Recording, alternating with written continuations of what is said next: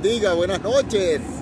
R, saludos. Hola. Yumiko. Hola, soy Yumiko. Dios me lo bendiga. Aquí estoy con los sobrinos en la plaza Tupac Amaru. Vamos a ver si puedo para que ustedes vean aquí la plaza donde estamos en Magdalena. Aquí estamos en una plaza que estamos poniendo de la plaza de Magdalena. Estamos nosotros detrás de una. Nos pusieron aquí esto para que nosotros hiciéramos el video. Estos son unos toldos que están montando aquí, que están haciendo algo aquí así. Entonces, esta es la plaza Tupac Amaru. La plaza, vamos a voltearla aquí. Vamos a voltearla aquí así para que vean. Esta plaza ya la vimos. Aquí están, ¿ven? Aquí están los chicos. Ajá. Mis sobrinos. Y aquí está la plaza Tupac Amaru. Estoy aquí en Magdalena. Magdalena del Mar, Perú. Magdalena del Mar, en Perú. Ahí están haciendo unos toldos que van a hacer unos eventos aquí en la plaza Tupac Amaru. Y bueno, aquí nosotros estamos y vamos a transmitir desde aquí. Los chicos me van a acompañar. Nos van a acompañar aquí un momento. Y aquí vamos a tener el estudio. Damos gloria a Dios por estos tiempos, por estos momentos que el Señor nos regala para que nosotros estemos aquí compartiendo. Damos gloria a Dios. Bueno, y empezamos con alegría. Empezamos con alegría cantando. Uno, ajá, bueno, Dios me los bendiga. Eso, ahí está Félix Zamora. Dios te bendiga, Félix. Alabado sea el Señor. Dios. No tengo oro ni plata, pero lo que tengo te lo doy. Viene de Dios. Cristo es mi esperanza, Él alumbrará tu alma. Levántate en el nombre del Señor. No tengo oro ni plata, pero lo que tengo te lo doy. Viene de Dios. Cristo mi esperanza, Él alumbrará tu alma. Levántate en el nombre del Señor. Él vive y reina con poder. De sus aguas deje beber. Todo es posible para aquel que cree en Dios. Levántate en el nombre del Señor. No tengo oro ni plata, pero lo que tengo te lo doy. Viene de Dios. Cristo mi esperanza, Él alumbrará tu alma. Levántate en el nombre del Señor. No tengo oro ni plata, pero lo que tengo te lo doy. Viene de Dios. Cristo mi esperanza, Él alumbrará tu alma. Levántate en el nombre del Señor. Aleluya, gloria a Dios, alabado sea Cristo.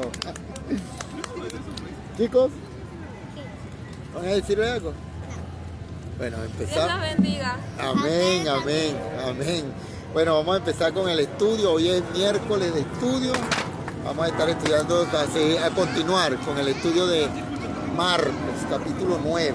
Alabado sea el Señor. Y bueno, comenzando, ¿no? Vamos a hacer una oración. Señor Padre Eterno, en el nombre de Jesús te pedimos, Padre amado, que seas tú tomando el control, Señor, de este estudio, tomando el control de nuestra mente, de nuestro corazón, llenándonos de sabiduría eterna, Padre amado. Danos conocimiento de tu palabra, Señor. Ayúdanos a entender, a discernir tu palabra en el nombre del Padre, del Hijo y del Espíritu Santo. Amén y amén. Aleluya. Gloria a Dios. Bueno, amados hermanos, al comenzar este capítulo, nos encontramos nuevamente con el relato de la transfiguración. El relato de la transfiguración de nuestro amado Señor Jesús.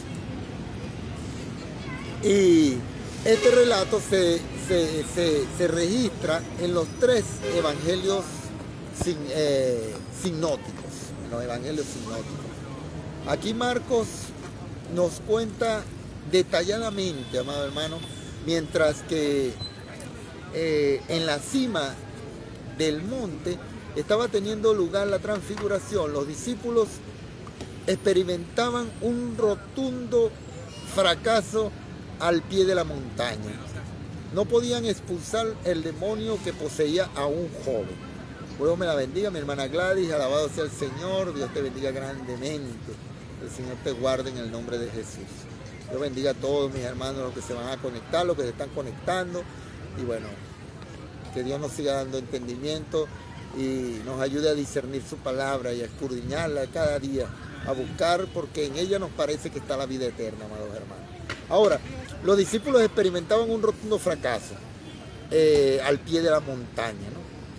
No podían expulsar un demonio de un joven que estaba poseído. Poco después, el Señor les anuncia otra vez su muerte y los discípulos discutieron entre quién de ellos sería el mayor. Jesús les reprendió en este momento por su espíritu partidista y pronunció una advertencia sobre el infierno. Así que aquí tenemos otro capítulo lleno de dinamismo, de acción de este evangelio según Marcos. Ahora, Marcos es habitualmente más conocido en sus relatos que en que es más preciso, es más conciso en sus relatos, ¿no? que los otros autores del evangelio, de los otros evangelios, aunque proporciona en relato más extenso de la transfiguración, el evangelio de Marcos, según Marcos. Resulta interesante reflexionar por qué lo enfatiza Marcos en esa manera o de esa manera. En nuestra opinión, amado hermano, la transfiguración presenta la humanidad perfecta de Cristo y no ocurrió para exponer su deidad, ¿no? Como ya hemos comentado, ¿no? Y que lo relatan todos los evangelios sinóticos, este momento de la transfiguración, pero el evangelio de Juan, según Juan, no relata este momento. El evangelio de Juan, que enfatiza la deidad de Cristo, no incluye el relato de la transfiguración. O sea, que aquí Marcos no se está refiriendo con esto a su deidad, ¿no? Ahora, recordemos que en Mateo, en el capítulo 16, en el último versículo, Jesús dijo: en verdad os digo que hay algunos de los que están aquí que no probarán la muerte hasta que vean al Hijo del Hombre venir en su reino. Hay varias clases de interpretaciones, amado hermano, para esta afirmación. Yo particularmente creo que nuestro Señor hizo una referencia específica a su transfiguración. Dos hombres que se encontraban allí, estamos hablando de Pedro y Juan, mencionaron aquel acontecimiento. Pedro, en su segunda carta, en el capítulo 1, vamos a ir a leerla, vamos a quedarnos aquí en Mateo capítulo 9, pero vamos a ir a la primera carta de Pedro. La primera carta de Pedro en el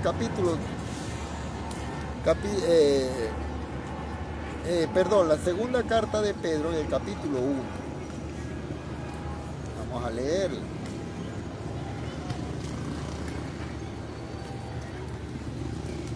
Segunda carta de Pedro, capítulo 1, y vamos a leer los versos 16, 17 y 18, que dice así.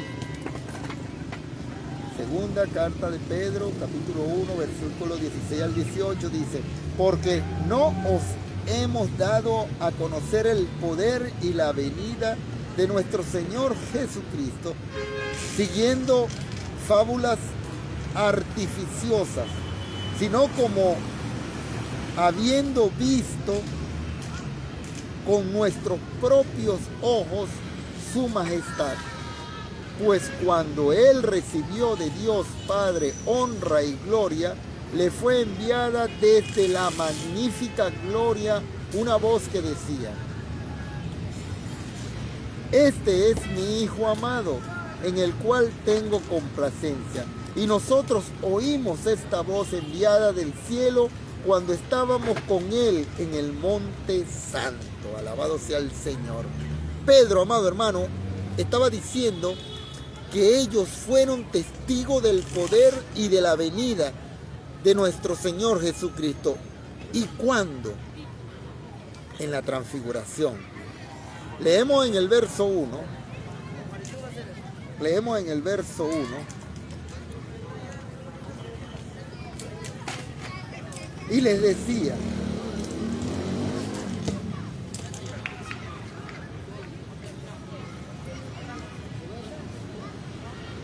también les digo, de cierto os digo que hay algunos de los que están aquí que no gustarán la muerte hasta que hayan visto el reino de Dios venido con poder. Alabado sea el Señor.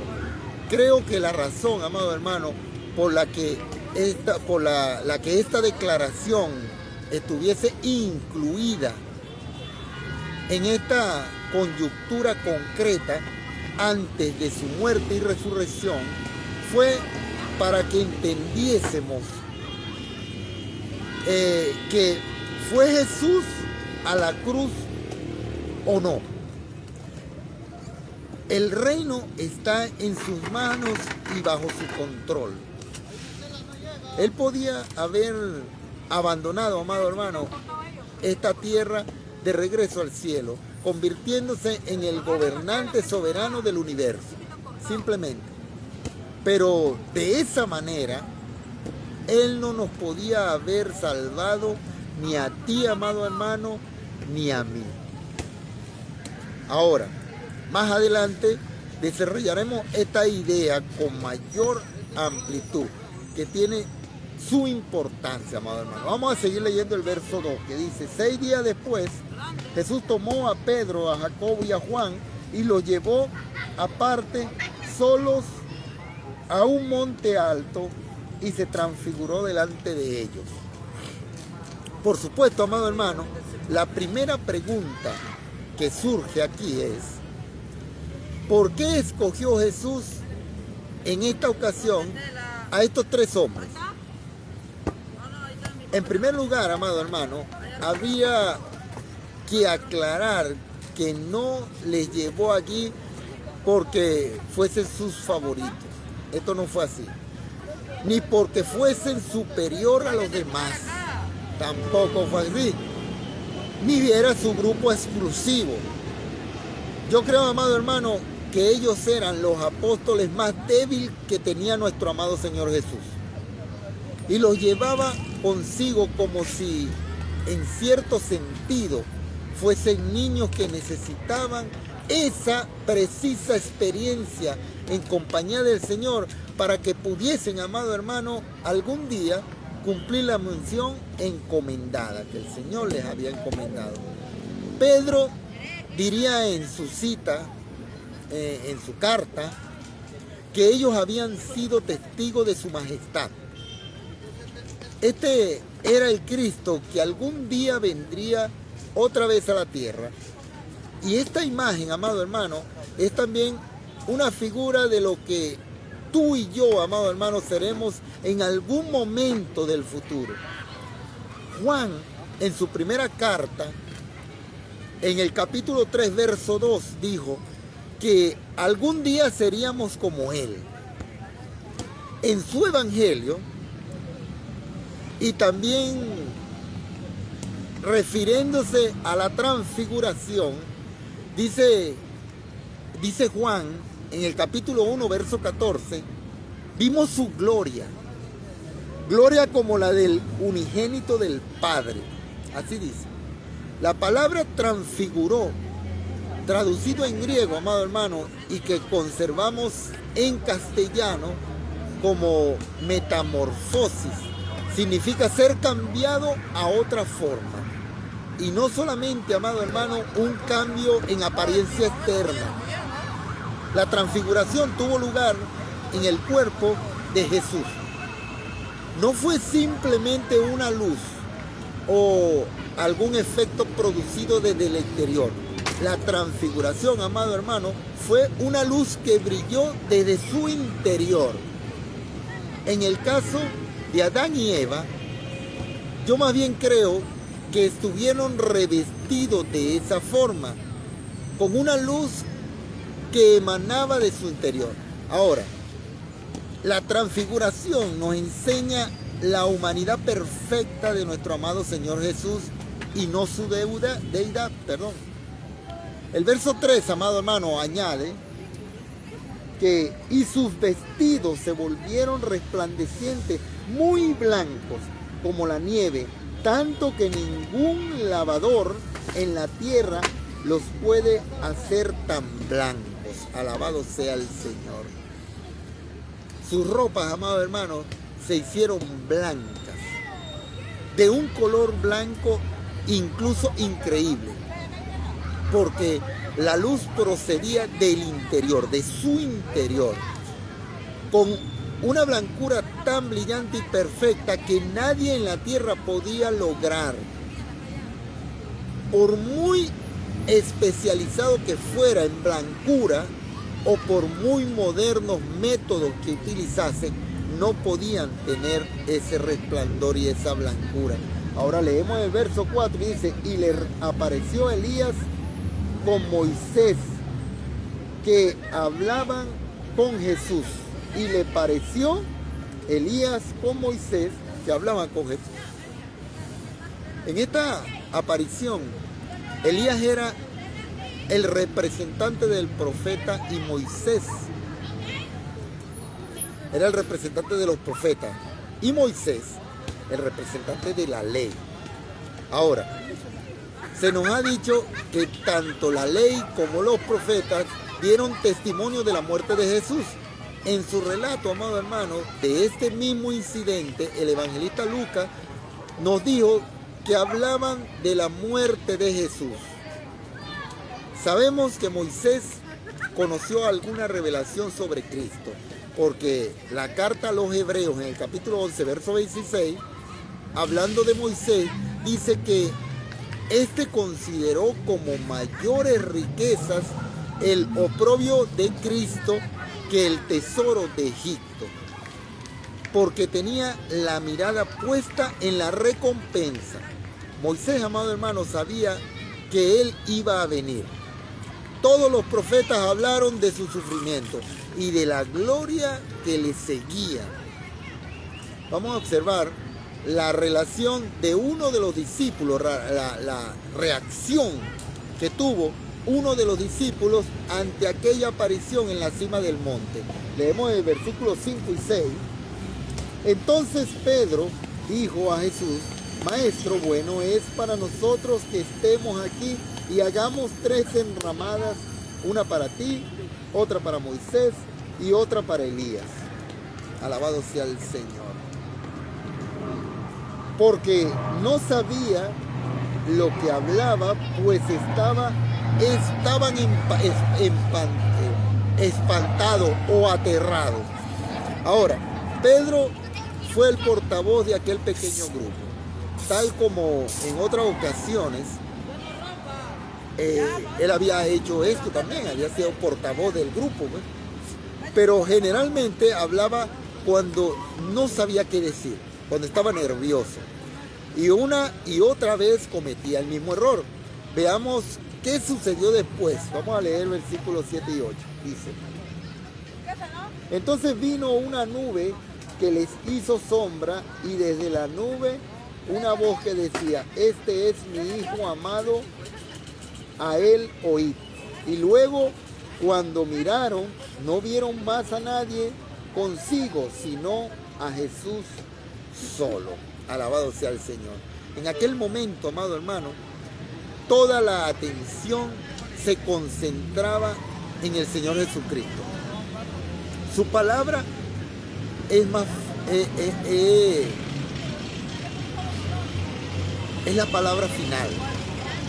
El escritor no colocó a Moisés y a Elías en el mismo nivel de Jesús.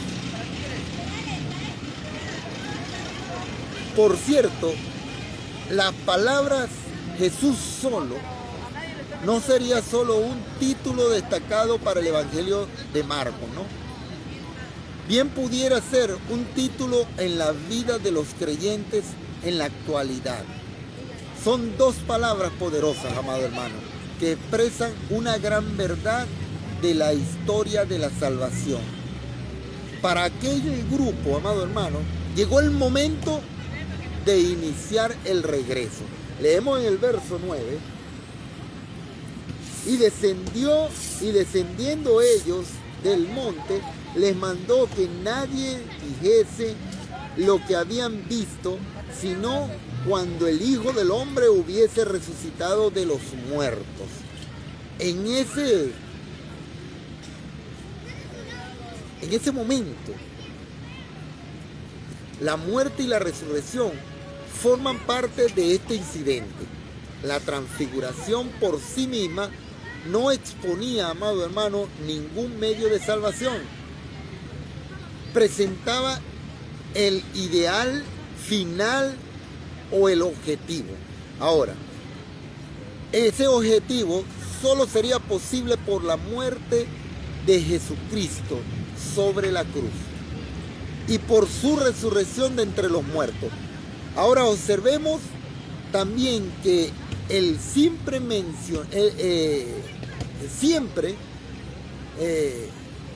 Jesús mencionaba su muerte y resurrección juntas, la muerte y la resurrección. Otra vez vale la pena ver la reacción de los discípulos. En el verso 10 dice, y se guardaron para sí lo dicho, discutiendo entre sí qué significaba resucitar de entre los muertos. Amado hermano, esto que dice el verso 10, y guardaron la palabra entre sí. Ellos demostraban una ignorancia total acerca de la resurrección, primeramente. El día de la resurrección de Jesús, corrían hacia el cementerio, pero sin esperar encontrarse con el Salvador viviente. Porque no se acude, mi amado hermano, al cementerio para ver a los vivos, por supuesto, sino para recordar a los muertos. Vamos a ver ahora la pregunta que le formularon en el verso 11 al 13, que dice así. Y le preguntaron diciendo, ¿por qué entonces los escribas, por qué dicen los escribas que es necesario que Elías venga primero? Respondió él y les dijo, Elías a la verdad vendrá primero y restaurará todas las cosas. Y como está escrito, el Hijo del Hombre que padezca mucho y sea tenido en nada. Y como está escrito, del Hijo del Hombre que padezca mucho y sea tenido en nada. Pero os digo que Elías ya vino y le hicieron todo lo que quisieron, como está escrito de él. Alabado sea el Señor. Literalmente, dice que Elías iba a venir primero para impulsar una renovación espiritual del pueblo. Jesús declaró, amado hermano, que Elías ya había venido. Ya está listo. Marcos relató que Jesús identificó a Juan el Bautista como quien cumplió en la primera venida de Jesús la función y el papel que se esperaba que cumpliese Elías en los últimos tiempos. Si ellos hubieran aceptado a Jesús como su Mesías, como el Mesías, Juan habría sido el cumplimiento de la profecía. Sin embargo, amado hermano, al no haber aceptado a Jesús como el Mesías en su primera venida, la cita profecía de Elías como su precursor sería cumplida en la segunda venida de Jesús. Ahora, después de haber pasado por esa hermosa y gloriosa escena de la cumbre del monte, descendemos para encontrarnos, amado hermano, con la derrota total de los discípulos al pie de la montaña. Leemos el versículo 14 al 18 y dice: cuando llegó a donde estaban los discípulos, vio una gran multitud alrededor de ellos y escribas que disputaban con ellos. Y enseguida toda la gente, viéndole, se asombró y corriendo a él, le saludaron y le preguntaron: ¿qué disputáis con ellos?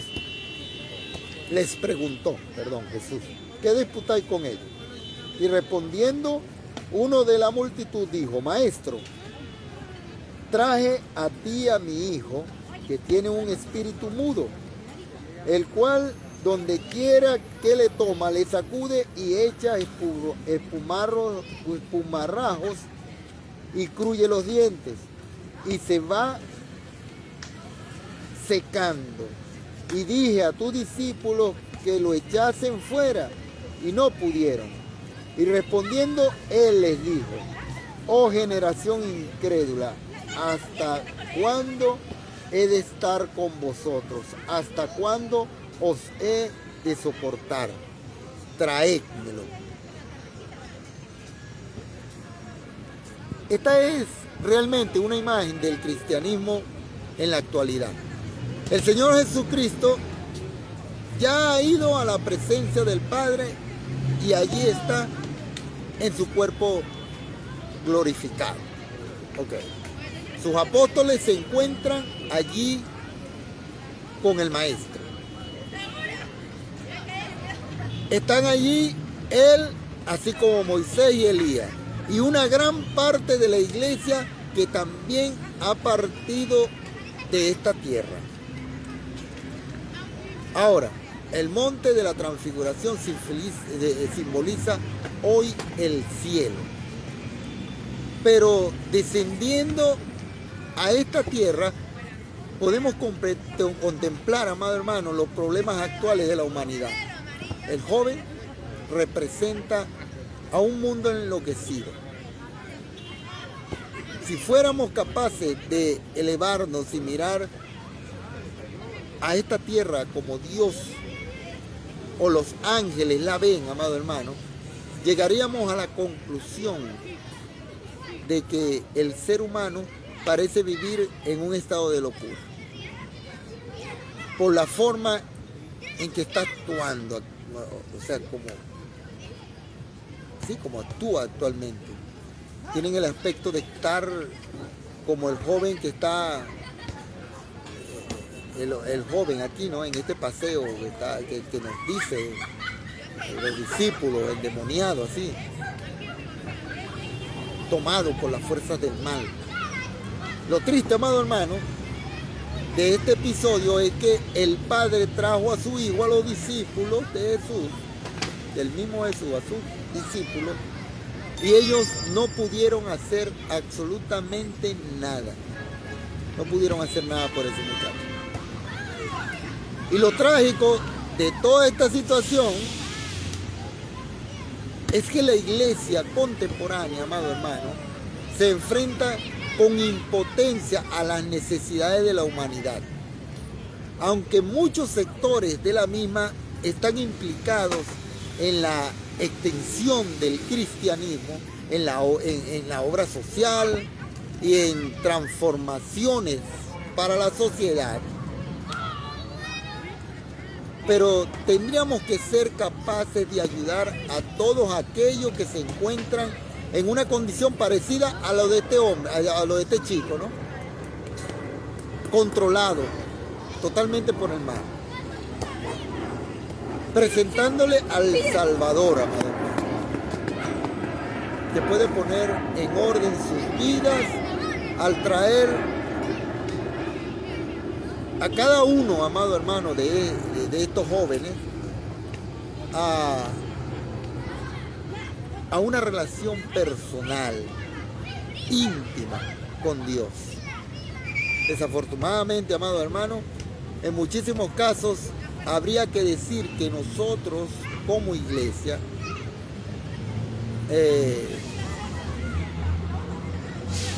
podemos concluir con que aquel padre calificó la actuación de los discípulos al tratar de liberar a su hijo. Pero ellos no pudieron. Así mismo. Los discípulos no pudieron. Y nosotros tampoco. Por eso, amado hermano, Jesús les dice, o nos dice a todos, respondiéndole, les dijo Jesús en el verso 19, oh generación incrédula, ¿hasta cuándo estaré con vosotros? ¿Hasta cuándo os tendré que soportar? Traédmelo. Esta fue una gran declaración. Traédmelo. A veces, amados hermanos, intentamos hacer absolutamente todo, excepto atraer a Jesucristo a los que se encuentran perdidos y alejados de Dios. El episodio, amado hermano, continúa del 22 al 20, del 20 al 22. Y leemos. Y se lo trajeron. Y cuando el espíritu vio a Jesús, sacudió con violencia al muchacho, quien cayendo en tierra se revolcaba, echando espumarrajos. Jesús preguntó al padre, ¿cuánto tiempo hace que le sucede esto? Y le dijo, desde niño. Y muchas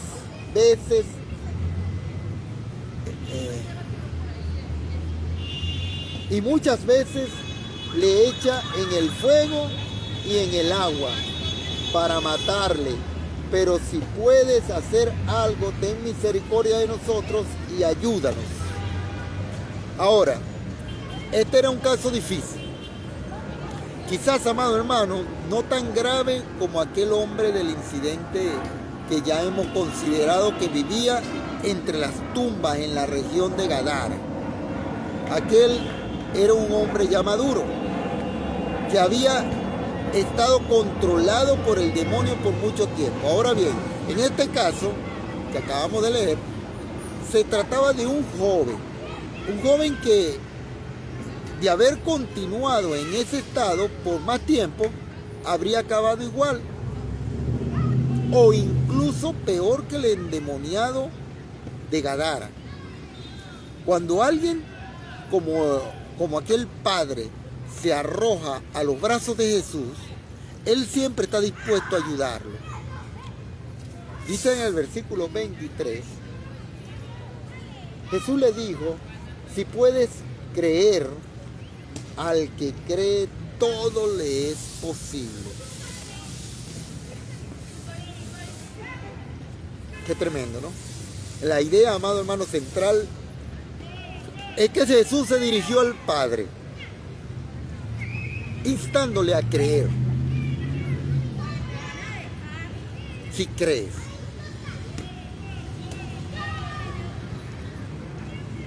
La cuestión, amado hermano, no era si Jesús podía hacer algo como dijo aquel padre.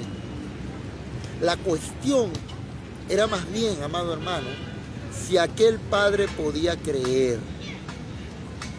Por eso le dijo que todas las cosas eran posibles para el que creyese. Vamos a leer el verso 24 al 29. Dice así.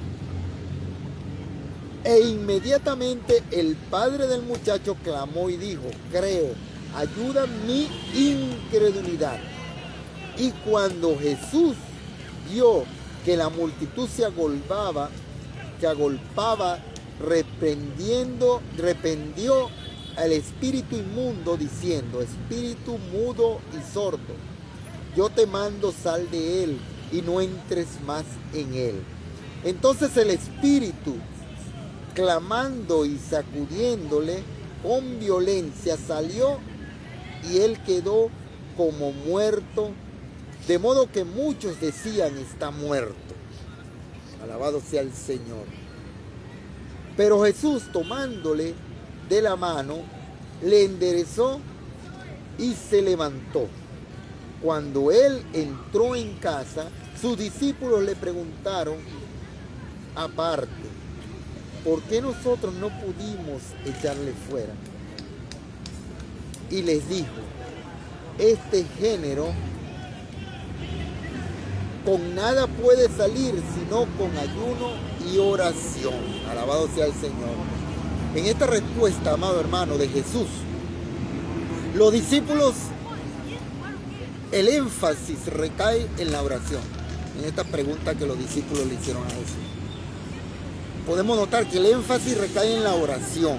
Una gran parte del cristianismo actual es débil, amado hermano, para actuar en circunstancias extremas por la escasa importancia que se le dedica a la oración. Vamos a continuar leyendo el verso 30 al 32.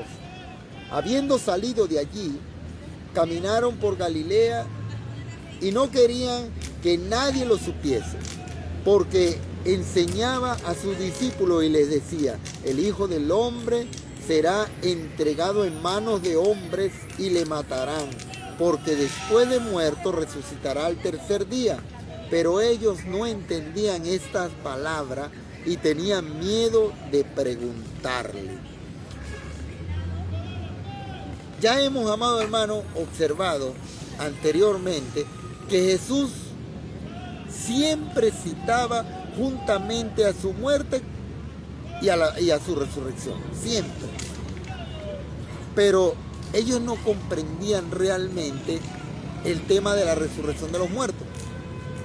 Él les estaba hablando de su propia muerte a favor de ellos y no habría esperado que aquellos hombres hubiesen hecho por lo menos alguna pregunta al respecto.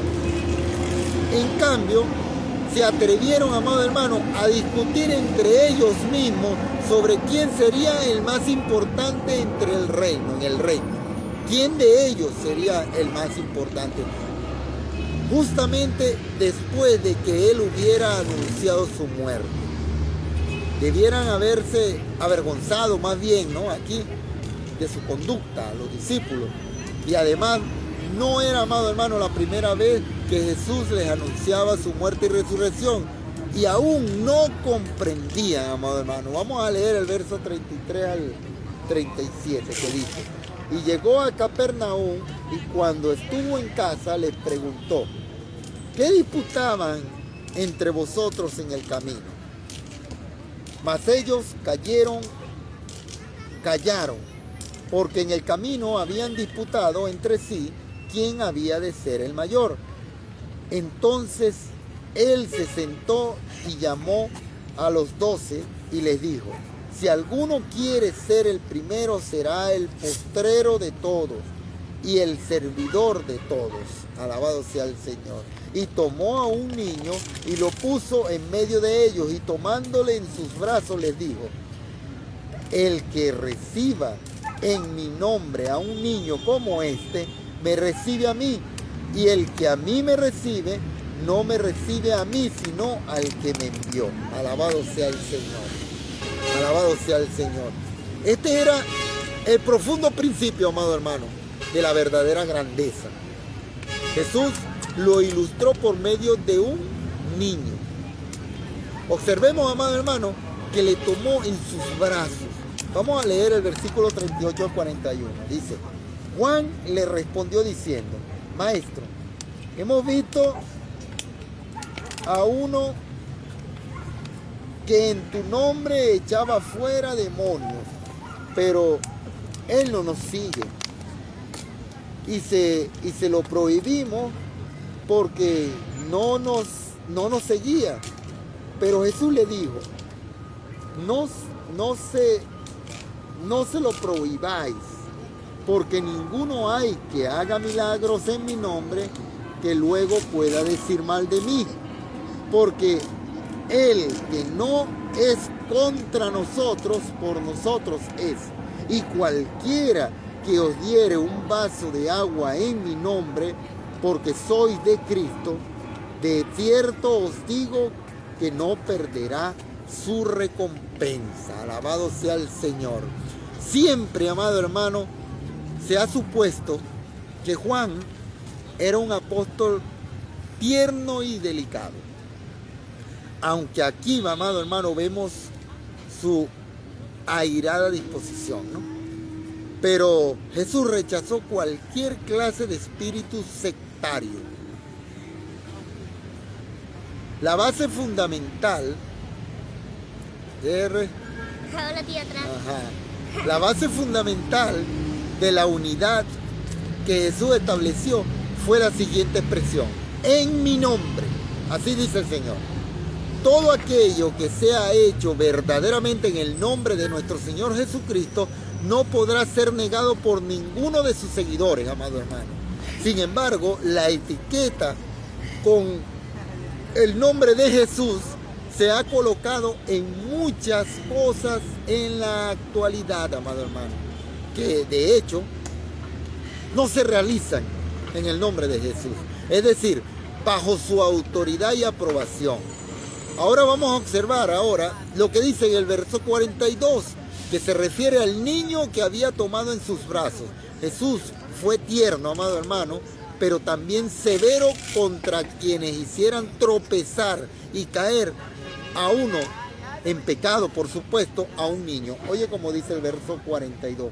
Cualquiera que haga tropezar a uno de estos pequeñitos que creen en mí, mejor le fuera si se le atase una piedra de molino en el cuello y se le arrojase al mar. Y entonces en el versículo 43, 45 y 47 vemos que añadió lo siguiente. Dice así: si tu mano te fuere ocasión de caer, córtala. Mejor te es entrar en la vida manco que teniendo dos manos e ir al infierno, al fuego que no puede ser apagado, donde el gusano de ellos no muere y el fuego nunca se apaga. Y si tu pie te fuere ocasión de caer, córtalo. Mejor es entrar a la vida cojo que teniendo dos pies ser echado en el infierno de fuego que no puede ser apagado, donde el gusano de ellos no muere y el fuego nunca se apaga. Alabado sea el Señor. Y dice en el 47, y si tu ojo te fuera ocasión de caer, sácalo. Mejor te es entrar en el reino de Dios con un ojo que teniendo dos ojos ser echado al infierno de fuego, donde el gusano de ellos no muere y el fuego no se apaga. Alabado sea el Señor. Lo que aquí, amado hermano, quiso expresar nuestro amado Señor Jesús es que siempre que la actividad de la mano, que es un instrumento, amado hermano, de las inclinaciones internas, instara a caer en pecado, un discípulo debería tomar una decisión pronta y decisiva contra cualquier cosa que le aleje de la lealtad de su maestro. De la misma manera en que un cirujano amputa una pierna cangrejada, una pierna que está infectada, que puede agarrar todo el cuerpo. Así mismo tiene que hacerlo. Lo mismo, amado hermano, es cierto del pie y del ojo. Pues las tentaciones llegan a través de muchos medios, amado hermano. Y tenemos nota de que fue Jesús el que habló sobre el infierno como una realidad, como que es de verdad, que existe, como un lugar concreto que en consecuencia no podemos ignorar, amado hermano. Concluyamos nuestra lectura de hoy con los versículos 49 y 50 que dice: porque todos serán salados con fuego, y todo sacrificio será salado con sal. Buena es la sal, mas si la sal se hace insípida, ¿con qué la sazonaréis? Tened sal en vosotros mismos y tened paz los unos con los otros. Aquí, amado hermano, la idea es que el fuego y la sal purifican. El fuego consume la escoria, lo impuro. La sal penetra y eliminando la corrupción, amado hermano, y deteniendo la propagación de las impurezas. Esto hace la sal. Si tú, amado hermano, y yo tenemos sal, es decir, la acción purificadora de la palabra de Dios operando dentro de nosotros, amado hermano, esa palabra nos va a limpiar, va a eliminar los elementos destructivos y nos traerá, amado hermano, eso te lo aseguro, la paz. Alabado sea el Señor. Vamos a dejar hasta aquí este estudio, vamos a hacer una oración, damos gracias a Dios por su regalo, gracias a Dios por su palabra, gracias al Señor por darnos sabiduría. Gloria a nuestro Señor Jesucristo. Vamos a ver quiénes están por aquí. Aquí están Félix Zamora. Dios te bendiga, que el Señor te guarde en el nombre de Jesús. Mi hermana Gladys, Dios me la bendiga. Mi hermana Susi, Dios me la bendiga. Dios bendiga a mi esposa amada. Que Dios bendiga a cada uno de los que están presentes y los que van a estar presentes también en el futuro cuando vean este video. Y hagamos una oración por cada uno de ustedes, mi amado hermano. Damos gloria a Dios, Santo Rey. Gracias, Señor, por tu palabra. Gracias, Señor, porque tú eres bueno, porque eres generoso. Porque grandes son tus misericordias, Señor Dios. Gracias, Padre eterno, por tu infinito amor, Padre amado. En el nombre de Jesús, Señor Dios Padre, bendice a cada uno de mis hermanos, Señor. Bendice a mi hermana Gladys, a su familia. Bendice a mi hermana Susi, Señor, a su familia.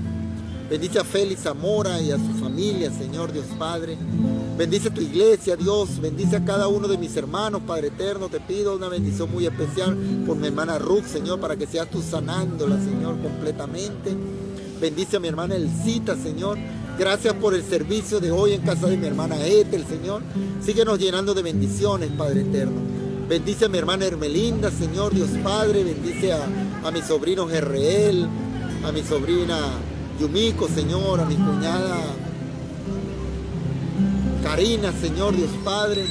Bendice a mi hermana Heidi, Señor. Bendice a mi esposa, Señor Padre eterno.